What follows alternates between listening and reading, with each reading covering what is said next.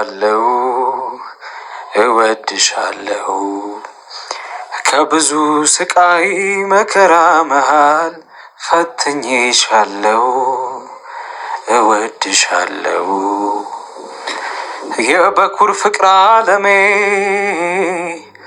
የልጅነት ህልሜ ያንቺ አይነት ሴት ነበር መጠብቀው ኖሬ ሆነኝ ሙሉ አይደለም ሚጎለኝ ብዙ ነው ስፈልግ ነበረ ልቤን የሚሞላው በብዙ አዛመደን ፍቅር አቆራኝቶ አንዱኑ ብሎናል አይለያየን ከቶ ንፋስ መግቢያም የለው በብዙ ጽናት ያደረገችው ነገር ትክክል ስላልነበር ኪራም ጤዝ ብር ብሎ ሰክሮ መጣ።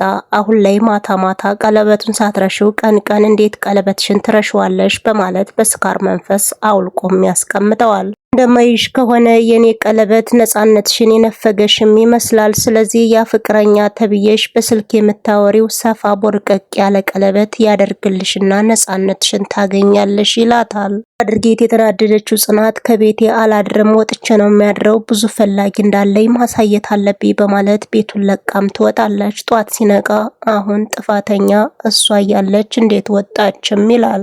ሰላም ጤና ይስጥልኝ አድማጭ ተመልካች የቻናሌ ቤተሰቦች እንደምናላችሁልኝ በያላችሁበት ሰዓት አቆጣጠር የክርስቶስ ሰላምና ፍቅር ከናንተ ጋር ይሁን እያልኩኝ እስከ ቪዲዮ ፍጻሜ አብራችን ቆዩ። ለና የምታደርገው ነገር ስለጠፋባት ምሩንም ደውላ አሁን ላይ ጽናት ከናንተ ቤት አለች ወይ በማለት ጠይቃት ነበር። በፍጹም የለችም ምን ተፈጥሮ ነው ስትላትም ጫፍ ጫፉን ስለነገረቻት ከቤት ሊመጡም ቻሉ።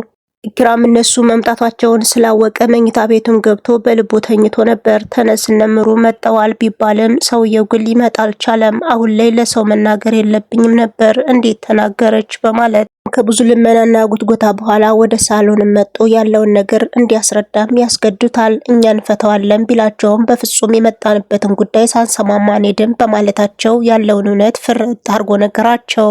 ቀን ላይ የተፈጠረው እንደዚህ ነው። ከስራ ባልደረቦቼ ጋር የምሳ ግብዣ ነበረኝና ወደ ካፌ ስናመራ እሷንም አገኘኋት። 30 ጊዜ ስልኳን ታነሳለች፣ ከሰውየው ጋር ታወራለች።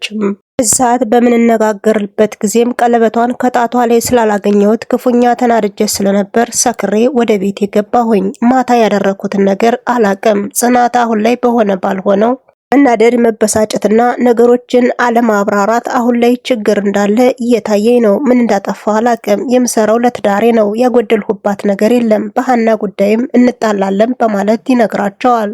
ናሆማም ነገሩን በጥሞና ካዳመጠ በኋላ ይህ ነገር ስር የሰደደም ይመስላል። እንደዚህ እስከሚሆን ምን ሆናችሁ ነው ማትናገሩ በማለትም ጠይቆት ነበረ።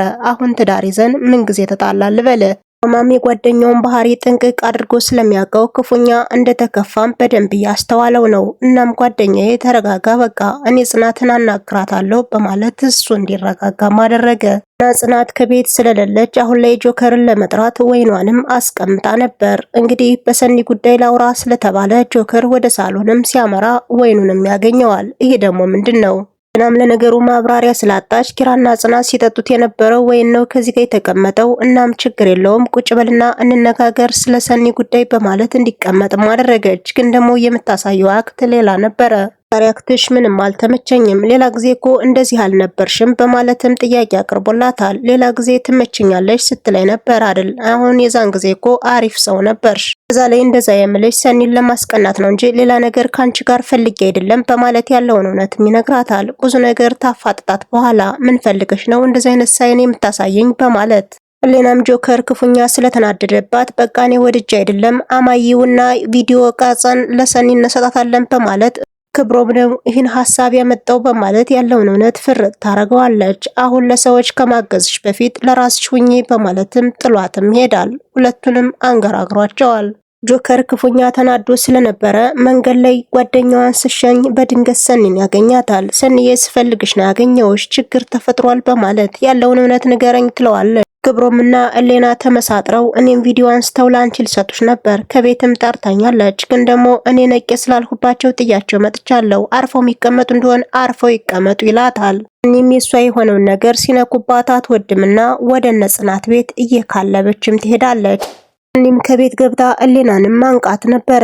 አንቺ ሁለተኛ እንደዚህ አይነት ስራ አትስሪ ብዬ ማስጠንቀቂያ አልሰጠውሽም ነበር? አንቺ ግን መቼ ነው ከጥፋትሽ የምትማሪ? በማለት ብዙ ነገርም ብላታለች። እኔ ባክሽን ይቅርታ አድርጊልኝ፣ ክብሮም ነው ይህን ሀሳብ አምጦ እዚህ ሁሉ ጣጣ ውስጥ ያስገባኝ በማለት አንዳንድ ነገሮችን ተነገርቻት በኋላ እሱማ ያደርጋል በማለት እሱ ጋርም አንገት ለአንገት ገጥመዋል። ክብሮምን አንተ አርፈ ተቀመጥ፣ አንተ በትዳሬ ውስጥ እንድትገባ አልፈቅድልህም። ያኔ ያንተና እኔ ህልዋ የተቋረጠው ጥለኸኝ ወደ ሰው ሀገር ቀን ነው። ስለዚህ ድጋሚ ላንተ አልሆንም ትለዋለች። ክብሮምም ያኔ ትወጄ ነበር፣ አሁን እንዴት ጠላሽ? በማለትም ጠይቋት ነበር። አንተን ከምወድ በላይ አሁን ጆከርን ወደዋለሁ፣ ስለዚህ በትዳሬ ውስጥ ጥልቅ አትበል ብያለች ትከራከረውም ነበር። ክብሮም ተክየው የሄድሁት አበባ አሁን ላይ አፈጥፍጦ ይቆየኛል ብሎ ቢጠብቅም ነገርየው ግን ድርቅ ብሎ አግኝቶታል። ውሃ ቢያጠጣውም ሊያቀጠቅጥለት አልቻለም። እነ ክብሮም ቤት እንደወጣችም ቀጥታ ከጆከር ጋር የፍቅር ጊዜያቸውን እየኮመኮመም ነበር። ለአንዴና ለመጨረሻም ጊዜ ይመስላል አሪፍ ጊዜያትን እንዳሳለፉ በደንብ ያሳብቅባቸዋል። ሰኒ ግን በጣም ትወጅኛለሽ አይደለ? በእኔ ሲመጡብሽ እንዳራስ ነብር እንደሚያደርግሽ አላቅም ነበር በማለት አንተስ ታዲያ በእኔ ጉዳይ ጥልቅ ብለህ ብዙ ነገር ታደርግ አይደለ?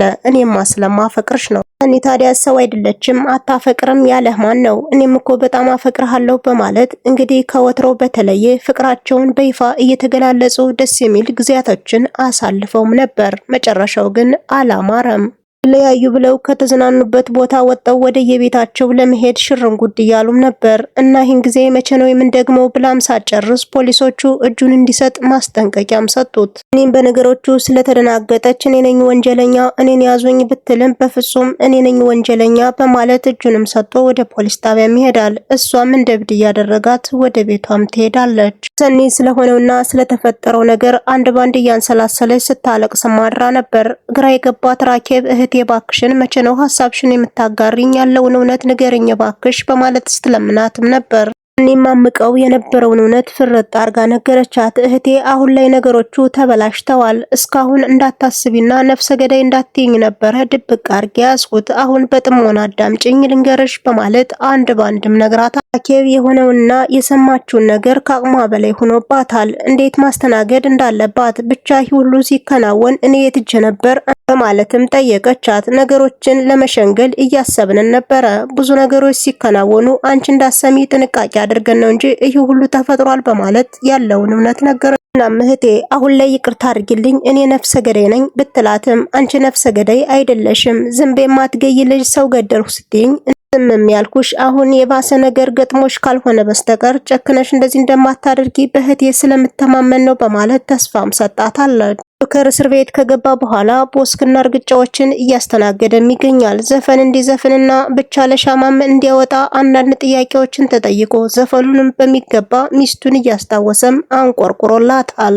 ውድና የተከበራችሁ የቻናሌ ቤተሰቦች እስከ ቪዲዮ ፍጻሜ አብራችሁ ስለነበራችሁ ከልብ እያመሰገንሁ በተመሳሳይ ሰዓት በሌላ ቪዲዮ እስከምንገናኝ መልካም ምሽት ይሁንላችሁ።